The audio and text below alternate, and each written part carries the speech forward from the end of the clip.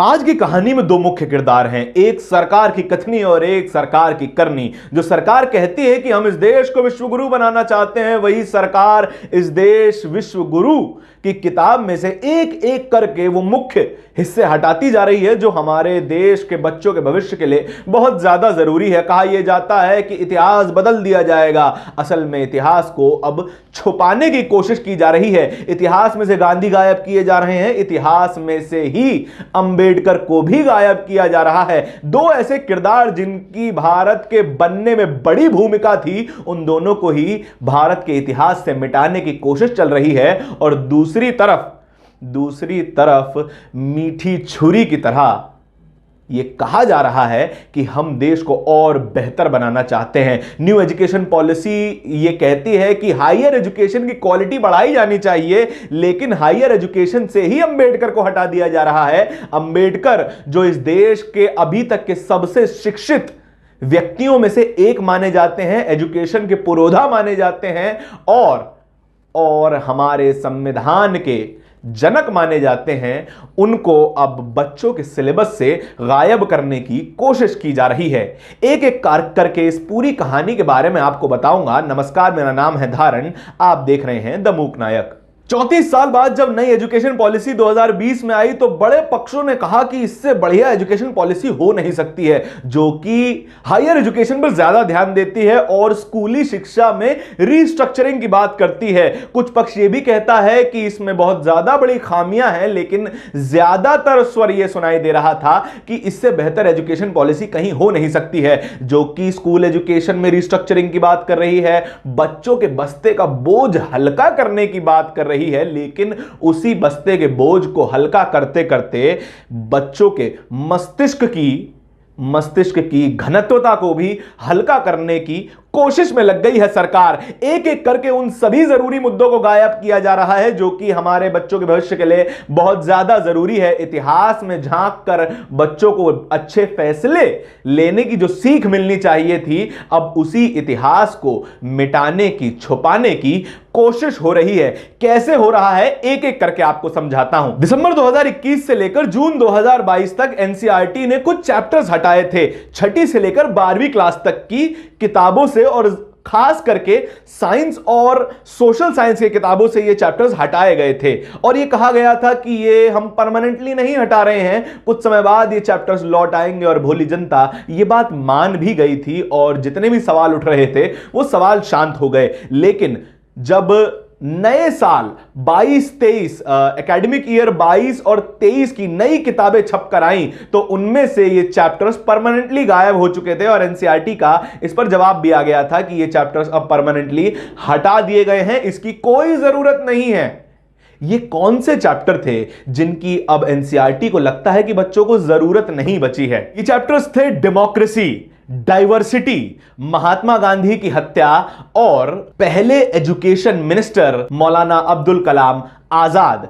इन सभी चीजों को अब एनसीईआरटी गैर जरूरी मानता है और कहते हैं कि इसकी अब जरूरत नहीं है, इसीलिए हम इसको कैरिकुलम से हटा रहे हैं। लेकिन विज्ञान के पक्ष में क्या है? विज्ञान के पक्ष से भी कुछ चीजें गायब हुई हैं। चार्ल्स डार्विन की थ्योरी ऑफ एवोल्यूशन, यानी मानव किस तरीके से विकसित हुआ और उसमें कितने बदलाव आए, इसकी भी अब जरूरत एनसीईआरटी को नहीं लगती है कि अब बच्चों को पढ़ने चाहिए। और तो और पीरियोडिक टेबल को भी कोर्स से अब हटा दिया गया है। इन सारी बातों को सुनकर तो ऐसा लगता है कि अब कोई एजुकेशनिस्ट बचा नहीं है एनसीईआरटी में, इसीलिए तो वो अब डेमोक्रेसी को भी गैर जरूरी समझने लगे हैं, डाइवर्सिटी को भी गैर जरूरी समझने लगे हैं। खैर, जिस तरीके की स्थिति भारत में इस वक्त मौजूद है, डेमोक्रेसी क्वेश्चन में तो है, सवालों के घेरे में तो खड़ी हुई है कि जिस तरीके से एजुकेशन पॉलिसी आती है और उसके ठीक बाद चैप्टर्स का गायब होना शुरू हो जाता है। और ऐसा सिर्फ स्कूली शिक्षा के साथ नहीं हो रहा है। हायर एजुकेशन, जिसके बारे में न्यू एजुकेशन पॉलिसी सबसे ज्यादा बात करती है, हायर एजुकेशन से भी एक खबर निकलकर यह आती है कि दिल्ली यूनिवर्सिटी के एक पैनल ने एक बात कही है कि अब दिल्ली विश्वविद्यालय में अंबेडकर पर कोई कोर्स नहीं पढ़ाया जाना चाहिए। अब अंबेडकर को दिल्ली यूनिवर्सिटी के अंदर पढ़ाया नहीं जाना चाहिए। हालांकि इस बात पर बहुत ज्यादा रोष भी आया और छात्रों से लेकर शिक्षकों में भी इस बात को लेकर गुस्सा दिखाई दिया कि किस तरीके से अंबेडकर, जो कि इस भारत के सबसे ज्यादा शिक्षित लोगों में माने जाते हैं, संविधान निर्माता हैं और भारतीय समाज को उनका योगदान अतुलनीय है, तब भी दिल्ली यूनिवर्सिटी का एक पैनल यह कह रहा है कि अब अंबेडकर की जरूरत दिल्ली विश्वविद्यालय में पढ़ाने की नहीं बची है। यह एक शर्मनाक बात तो है ही, लेकिन यह एक तरफ और इशारा करती है। अंबेडकर क्रिटिकल थिंकिंग पर बहुत ज्यादा जोर देते थे और यह बात कहते थे कि शिक्षा वो शेरनी का दूध है जो पिएगा गुर्राएगा। शिक्षा जिसको भी मिलेगी वो क्रिटिकली सोचेगा और उन्हीं लोगों को चुनकर संसद में भेजेगा जो कि जनता के हित में काम करेंगे। असल में कोई बात राजनीति से जुड़ी हुई ना हो, ऐसा हो नहीं सकता। शिक्षा में इतिहास को मॉडिफाई किया जाना, इतिहास को छुपाया जाना, अंबेडकर को कॉलेजों से बाहर कर दिया जाना, अंबेडकर की पढ़ाई ना करवाना सीधी तरीके से आने वाली पीढ़ी को खोखला करने की एक कवायद दिखाई देती है। जितना ज्यादा लोग पढ़ेंगे, जितना ज्यादा क्रिटिकली सोचेंगे, उतना ज्यादा नेताओं का नुकसान होगा और हर कोई यही चाहता है कि आने वाली वोटरों की नई खेप जितनी ज्यादा खोखली हो उतना ही आसान हो जाएगा उन्हें मामूली मुद्दों पर बांट देना। जाति के आधार पर बांट देना, धर्म के आधार पर बांट देना, प्रांतीयता के आधार पर बांट देना और उनका वोट ऐंठ लेना।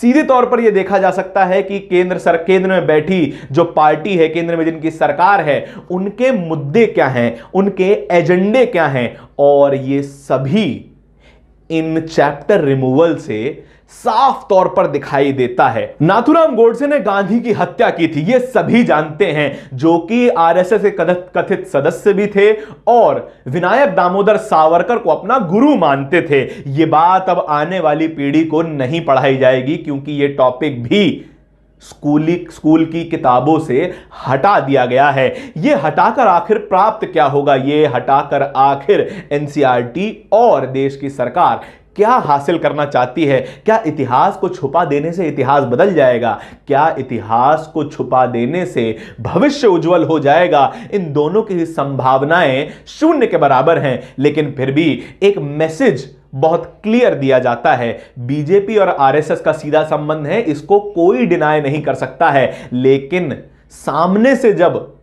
सामने से जब नरेंद्र मोदी और उनकी पार्टी के हर एक व्यक्ति अंबेडकर और गांधी की मूर्तियों के सामने सर झुकाते हैं तो ये उनका दोगला चरित्र दिखाता है कि किस तरीके से एक विचारधारा से जुड़े हुए वोट तो उनको चाहिए, लेकिन उनकी बातों पर अमल करना इनसे बर्दाश्त नहीं होगा।